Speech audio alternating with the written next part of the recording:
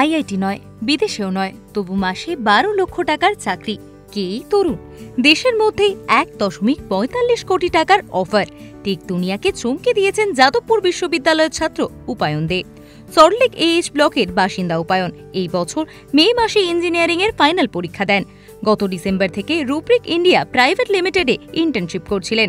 কয়েক মাস আগে একটি গ্লোবাল প্রোগ্রামিং প্রতিযোগিতায় তার কাজ দেখে মুগ্ধ হয় সংস্থা।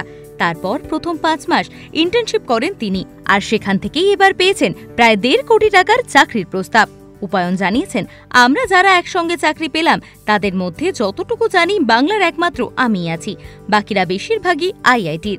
দেশের মাটিতে পড়াশোনা করে অনেক কৃতি পড়ুয়াই যখন বিদেশমুখী তখন উপায়ন ব্যতিক্রম।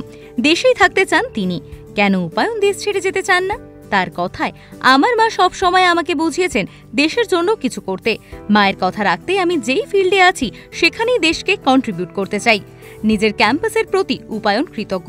যাদবপুর বিশ্ববিদ্যালয়ের ফেস্ট হোক বা কোডিং ক্লাব, সবেতেই তিনি ছিলেন সামনের সারিতে। যাদবপুরের কম্পিউটার সায়েন্সের এই ছাত্র ২০১৯ সালে ICSE পরীক্ষায় দেশে তৃতীয় হয়েছিলেন।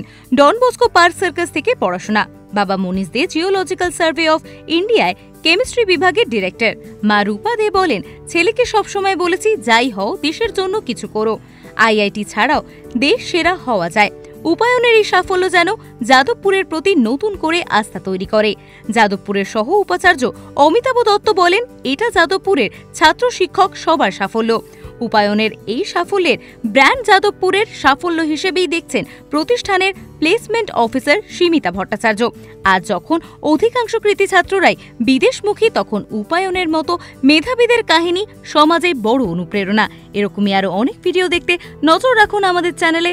ভিডিওটি ভালো লেগে থাকলে লাইক, শেয়ার, কমেন্ট করতে ভুলবেন না, আর ফলো করতে ভুলবেন না জিও বাংলার পেজকে।